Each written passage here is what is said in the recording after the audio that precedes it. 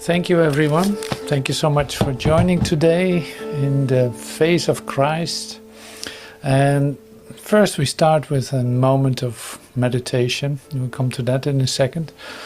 And the main idea today that comes to the service, you could say, or is given us, is the idea of friend, a friend, an appointed friend.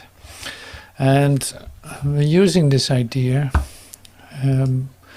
See, you recognize this by now for sure. It's like you recognize what your daily activities are, or when you're occupied with the superficial activities or occurrences of the day, you know that has nothing to do with where we're attempting to be conscious of. So in that,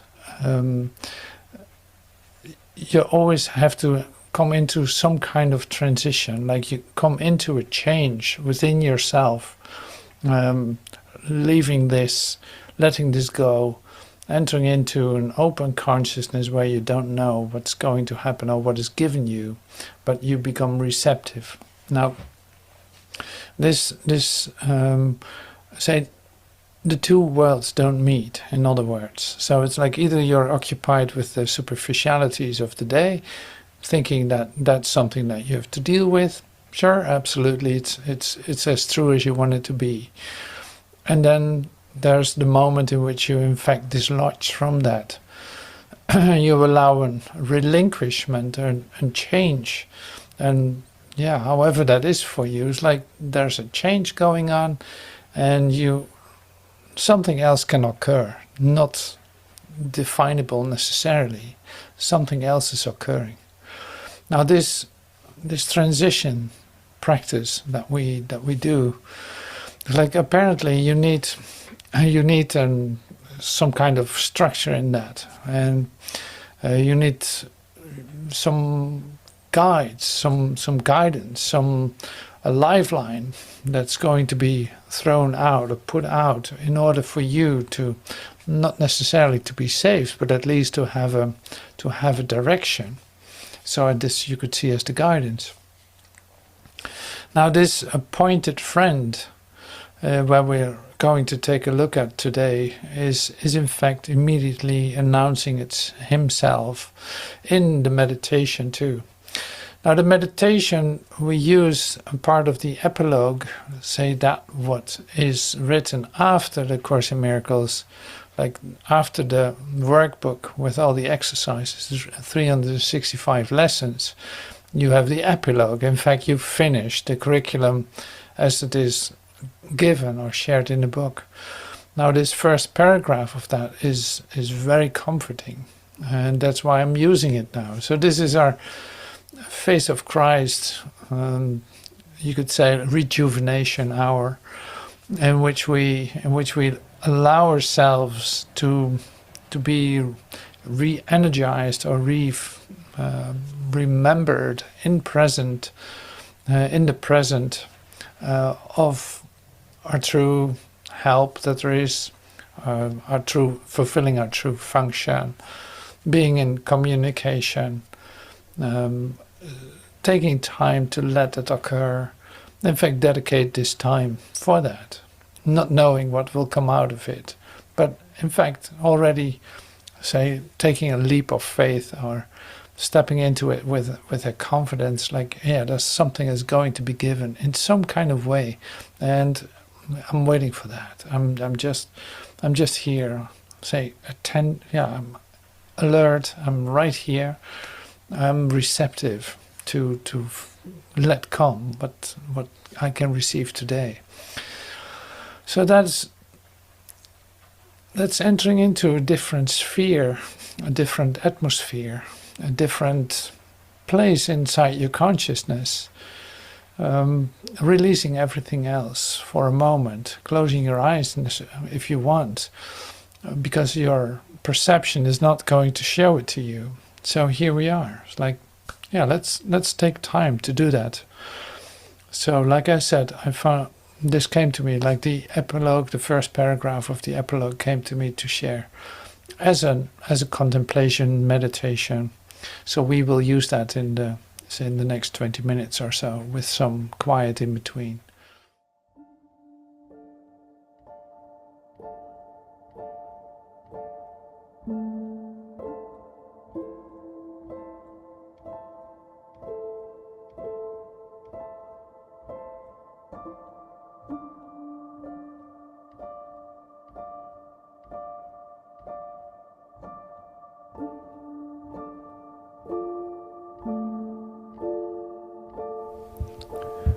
This course is a beginning and not an end. Your friend goes with you. You are not alone. No one who calls on him can call in vain. Whatever troubles you, be certain that he has the answer and will gladly give it to you if you simply turn to him and ask it of him. He will not withhold all answers that you need for anything that seems to trouble you. He knows the way to solve all problems and resolve all doubts. His certainty is yours. You need but ask it of him, and it will be given.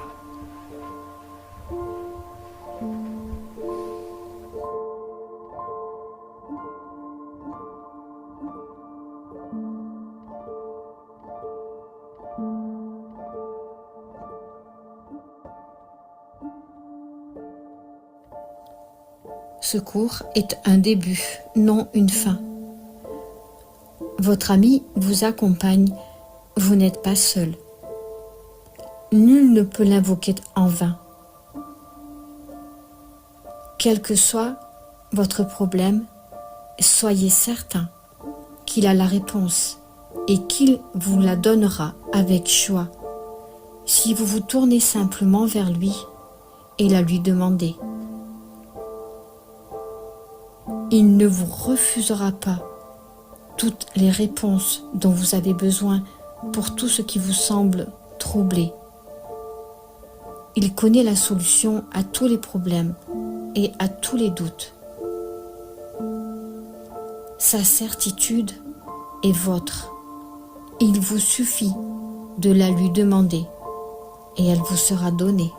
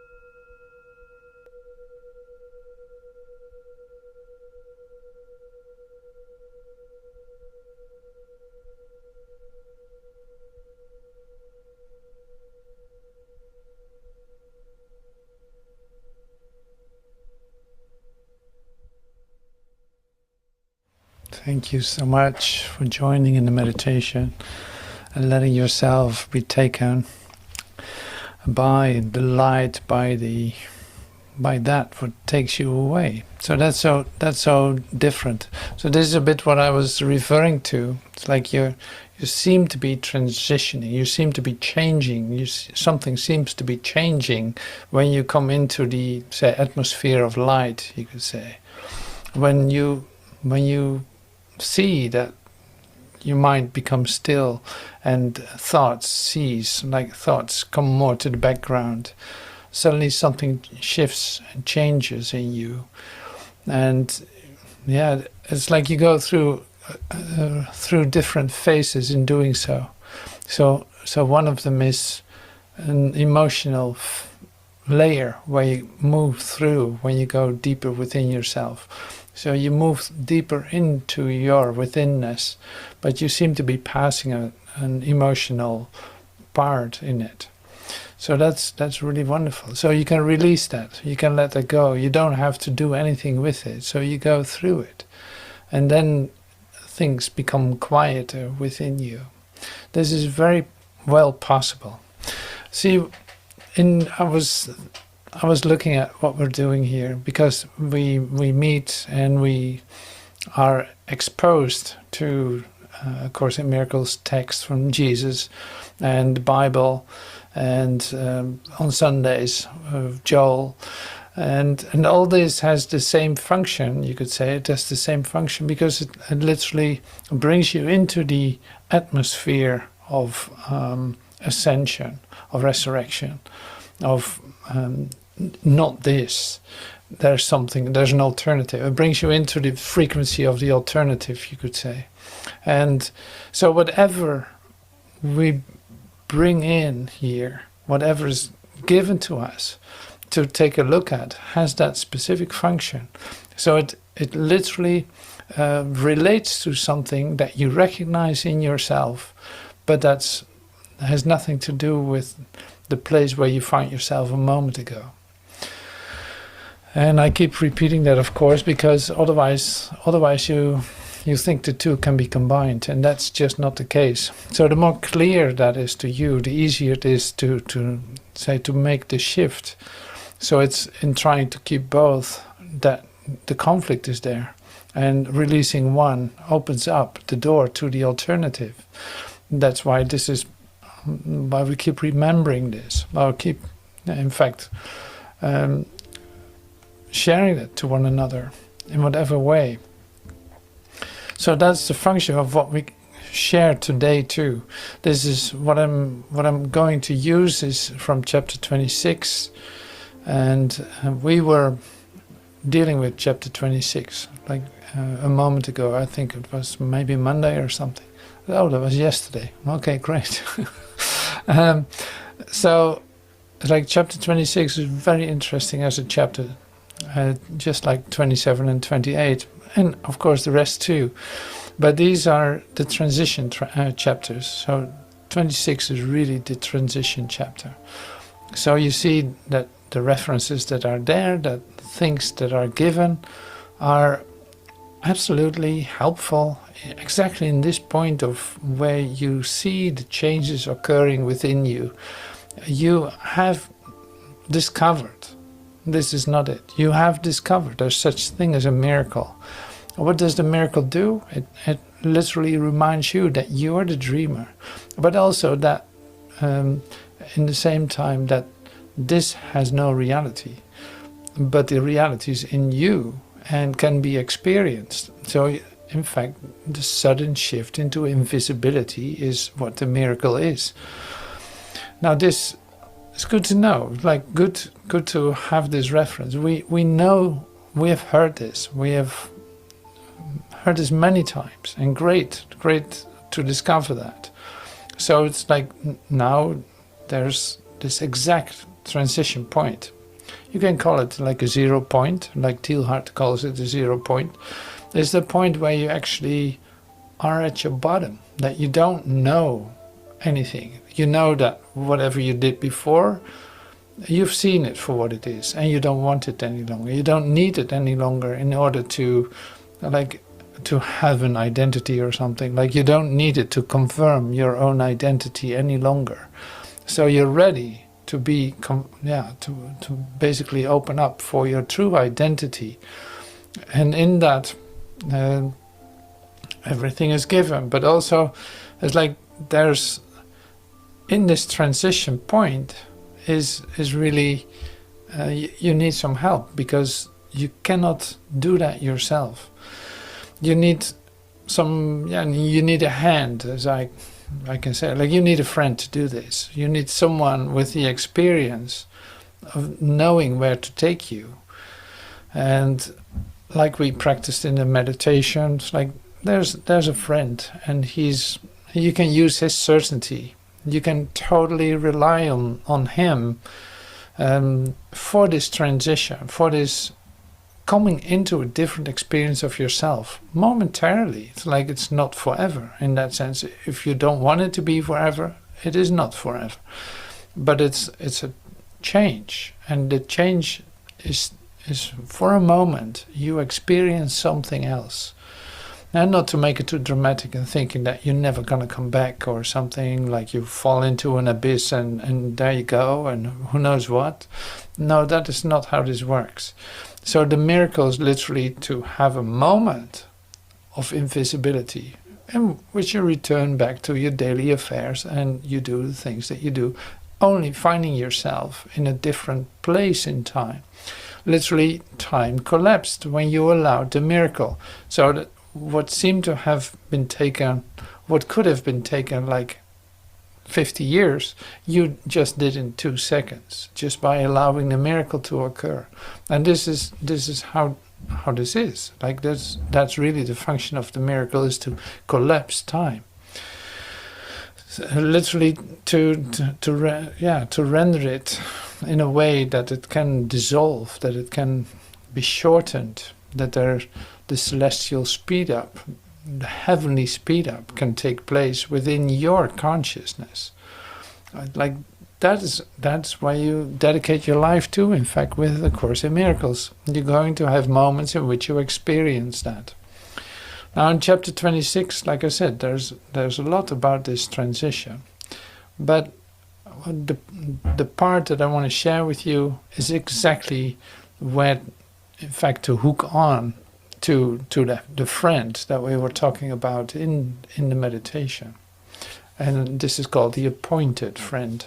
So this is the friend that is appointed to you specifically to make this transition, the momentary transition to accept the miracle for yourself, or this transition to come into a light experience for yourself, to release this world for yourself. Like he literally helps you. He's appointed to you.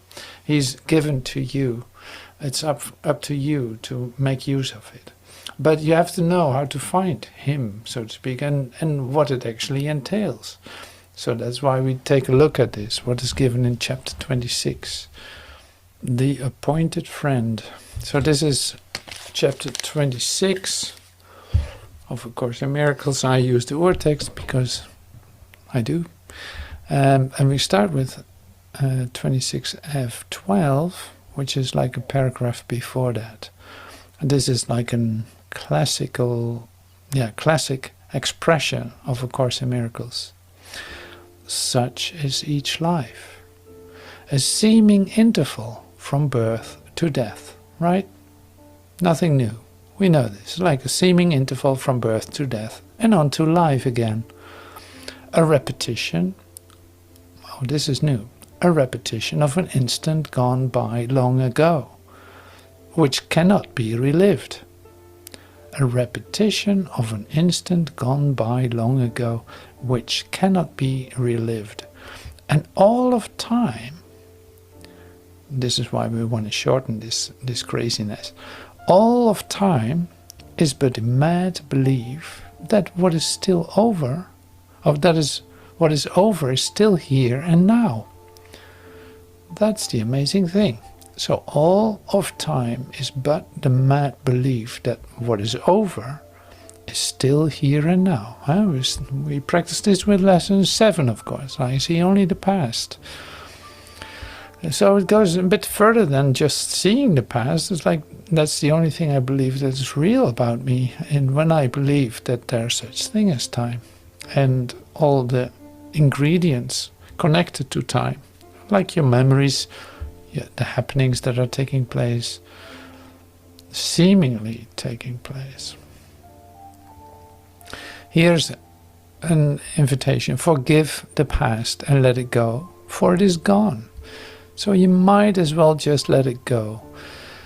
Otherwise you keep reliving it and bringing it back into the present. And you really confuse that with life, with reality. So you don't want to do that any longer. You stand no longer on the ground that lies between the worlds, and between the two worlds, like you stand no longer on the ground that lies between the two worlds. You have gone on and reached the world that lies at heaven's gate. This is where you find yourself now, realizing what you realize. You have gone on and reached the world that lies at heaven's gate. There is no hindrance to the will of God, nor any need that you repeat again a journey that was over long ago. See, there is no hindrance to the will of God, nor any need that you repeat again a journey that was over long ago. Look gently on each other and behold the world in which perception of your hate has been transformed into a world of love. So look gently on each other and behold the world in which perception of your hate has been transformed into a world of love. Yeah, so this was the warming up for 26G. This was the last paragraph of F. And like I said, A Course in Miracles classic, because it literally is a summary of the whole journey. And with all its practicality too. So you can take another look at your brother and wait to actually start seeing him instead of judging him, seeing that your hate has been transformed into a world of love. So this is the place where you come from. This is the place where you come from. You hate each other. What do you do as a human being? Huh? I don't have to tell you that. So I always say, like, turn on the news and see, or check out your news app and see what's going on, what is so-called normal in this world. It's unbelievable. But now you stand still and wait for it to be changed, because what you're perceiving in the world is an echo of something that is over a long time ago and has no reality at all. No, you're at heaven's gate, like I wanted to say, like hanging out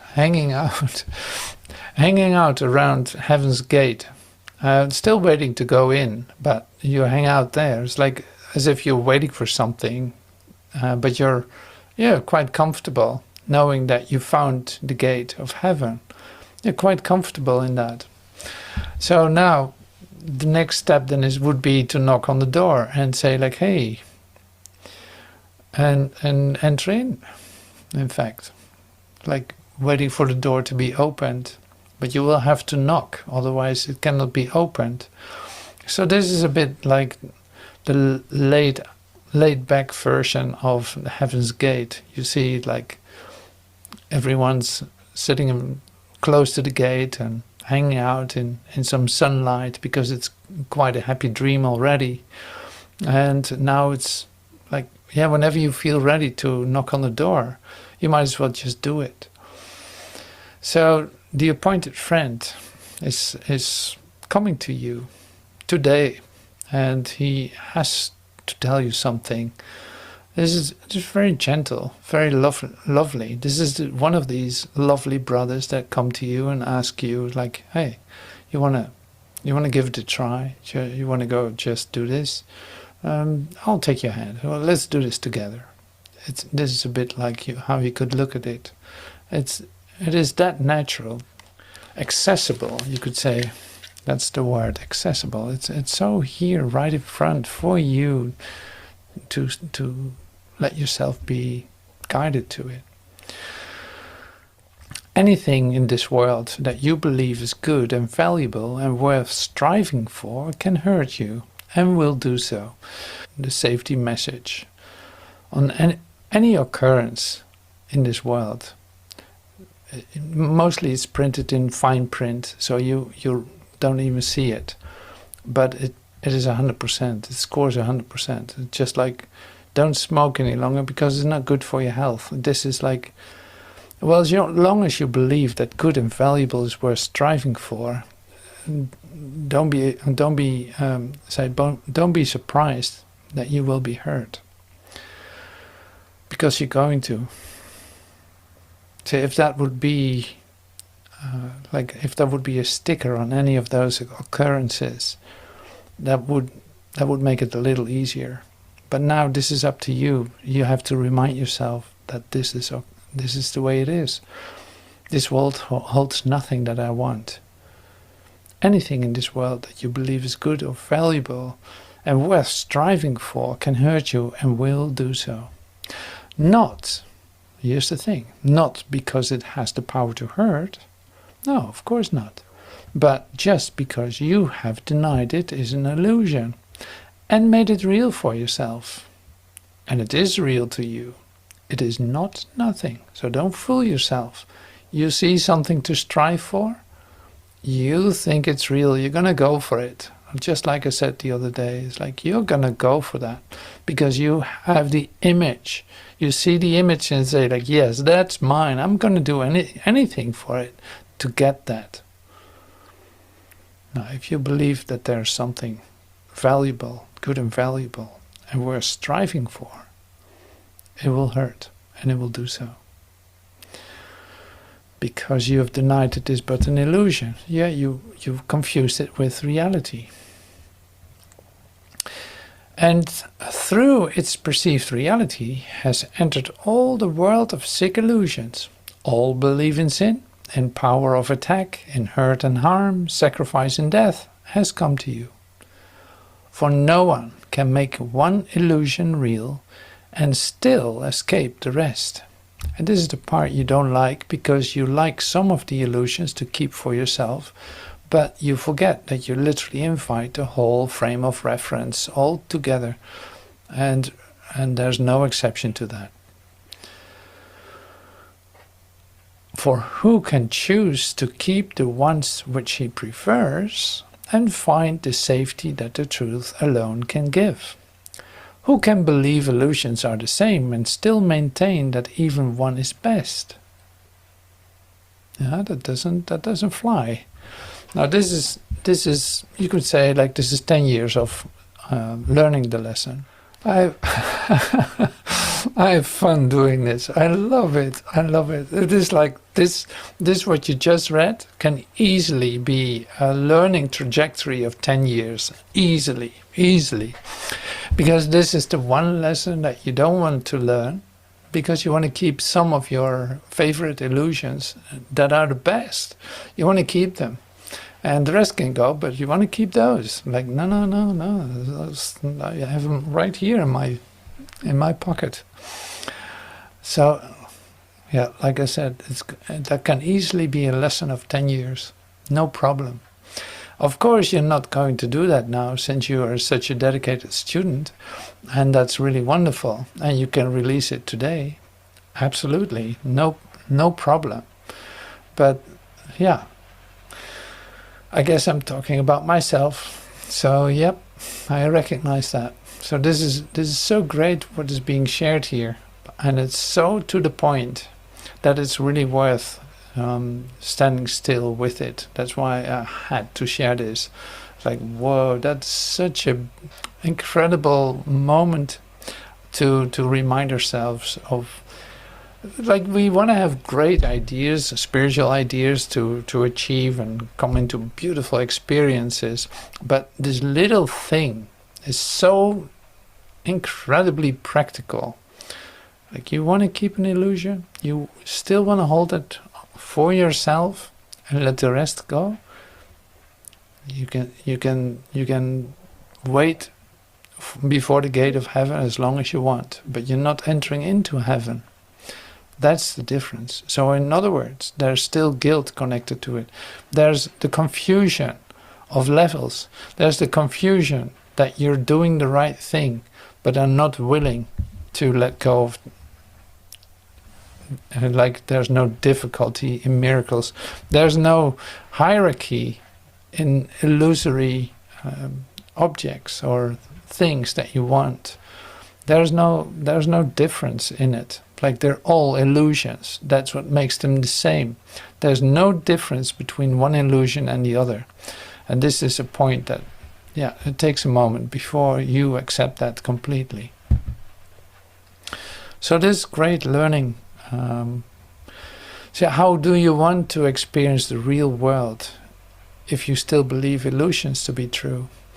That's really the question. Like, you want the real world, but you want to keep your illusions too. You want to have two worlds. That's why you perceive two. That's why you think there are two. This whole idea is based on, well, at least I've like heaven as a security device, but now I can fool around here in the sense of doing what I want to do, say illusory goals to achieve and all that, in order to get some satisfaction out of it and see what happens. Because I can do that because I've always heaven. It's like I still know where the gate of heaven is. It's very common. It's very common in like, let's be honest, in the corruption of ourselves in that sense. Like, be honest about what you think. And you say, like, I don't do that. Well, that's great. Wonderful. I thought it was comforting today and easy and gentle and all this. Yeah, I thought so too. It is. You're being prevented of getting hurt. So that's very gentle, very, very loving. For who can choose to keep the ones which he prefers and find the safety that the truth alone can give? Yeah, that's impossible. Who can believe illusions are the same and still maintain that even one is best? Lead not your little lives in solitude, with one illusion as your only friend. Lead not your little lives in solitude, with one illusion as your only friend. There's no friendship worthy of God's Son, nor one with which he could remain content. But God has given him a better friend. So here, let's read this well. Like, lead not your little lives in solitude, with one illusion as your only friend. This is no friendship worthy of God's Son, to live with one illusion as your only friend. I'm thinking that illusion can give you something. That's the friendship we're talking about here. This is no friendship worthy of God's Son, nor one with which he could remain content. So it will hurt. That's because of that. But God has given him a better friend, in whom all power in earth and heaven rests. Yeah, but God has given him a better friend, not an illusory friend that will leave you, that will hurt you. No, this is a better friend in whom all power in earth and heaven rests. The one illusion that you think is friend obscures his grace and majesty from you, and keeps his friendship and forgiveness from your welcoming embrace. Without him you are friendless. Seek not another friend to take his place. There is no other friend. What God appointed has no substitute. And what illusion can replace the truth? No, that's impossible, right? So the one illusion that you think is friend obscures his grace and majesty from you, and keeps his friendship and forgiveness from your welcoming embrace. Without him you are friendless. Seek not another friend to take his place. There is no other friend. What God appointed has no substitute, and what illusion can replace the truth? Who dwells with shadows is alone indeed, and loneliness is not the will of God. Would you allow one shadow to usurp the throne that God appointed for your friend? If you but realize its emptiness has left yours empty and unoccupied. See how you cannot just get this right away, is it? It's like, listen really well. Who dwells with shadows is alone indeed, like the shadows are the shadows of the past, thinking that the memories, the desires, everything that you think is worth striving for in this world, that's what the shadows are. It's darkness. It is literally trying to bring life into death, which is not going to happen. And loneliness is not the will of God. Would you allow one shadow to usurp the throne that God appointed for your friend? If you but realize its emptiness has left yours empty and unoccupied.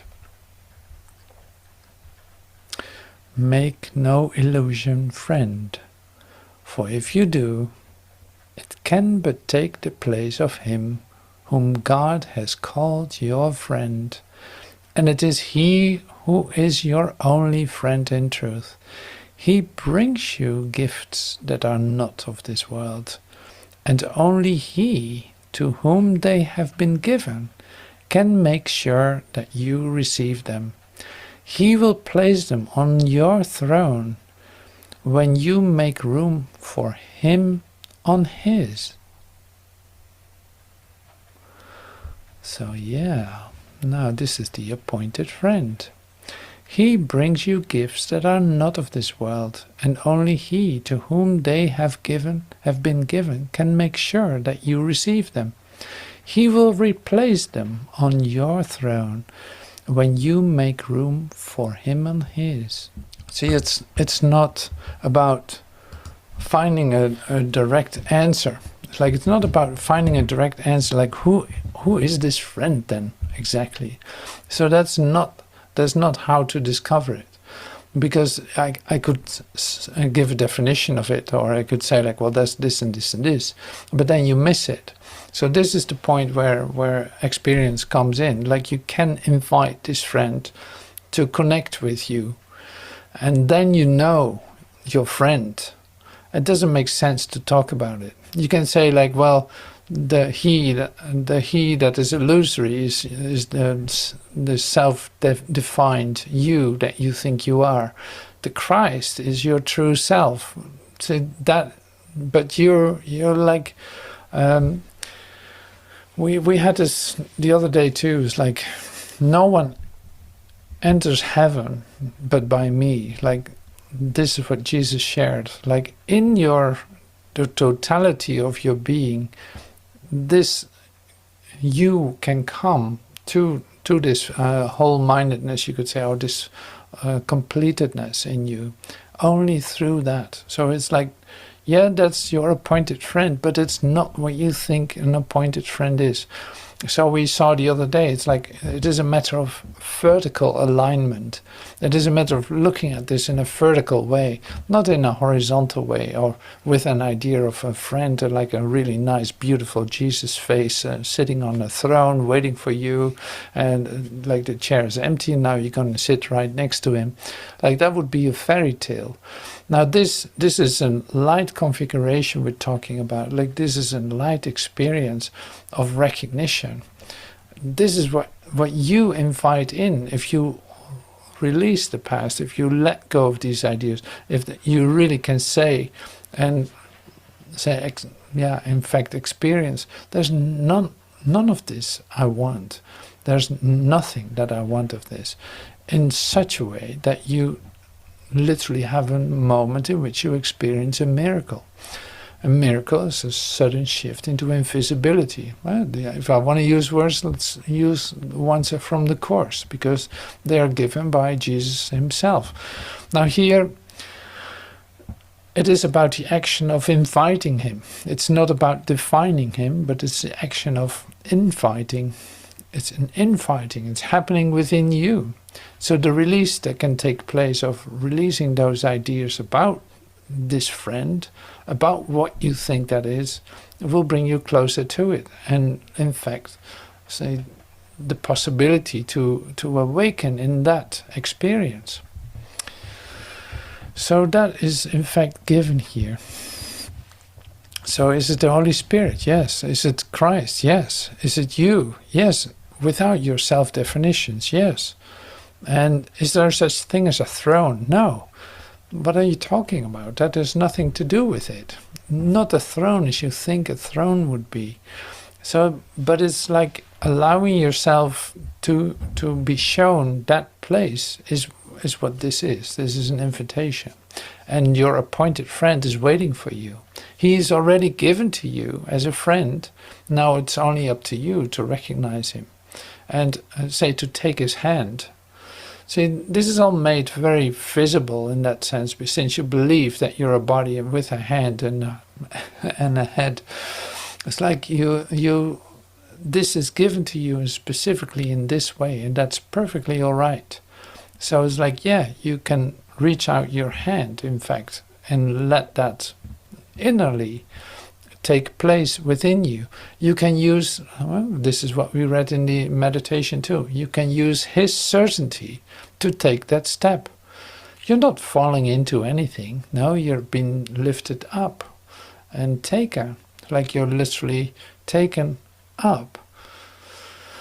And so this all comes really beautiful together, you could say, because like this has everything to do with an idea of entering into a new sphere within yourself, which is really like rising up, like an ascension. It's an ascension experience that we're talking about. That is the offering. Now here, as a bridge from here where you find yourself in this world with still temporal ideas around you that you value, otherwise you wouldn't be seeing them. Holy Spirit is bridging you to this new experience of yourself, using his certainty of your appointed friend who's waiting for you. And this, so it's like this all comes really beautiful together, because we have been looking at the idea of Holy Spirit too. Like this is a spirit, rejoice in spirit, like even in the title here, the subtitle is rejoice in spirit. That's where where you come to life. That's where it happens. That's where you will see the face of Christ. That's where the real world is. So this all comes conceptually, at least, beautifully together. But in the experience, this is also very useful. So it's like I would encourage you to take a look at this, what I'm sharing today, and read it in the PDF or in the course itself, like chapter 26. Chapter 26 is really helpful for specifically the transition from, it's like you moved far enough. Now there are no longer two worlds. Now it's just like, okay, release the ideas that you want anything from this world that you thought was real, but you know better now, because you've been passing through like 140, 160 lessons on a daily basis. There's something has shifted, and you're doing much better than you think. So it's like you're ready for it, otherwise this would not come to you. Now here is exactly what is necessary for you to take the next step. So that is so beautiful. So I wanted to share that with you, and I took some time for it, and I really love it. So thank you so much for being present today in this meeting, for listening, for participating, and I hope to see you soon. Thank you for everything. Thank you so much. Bye for now.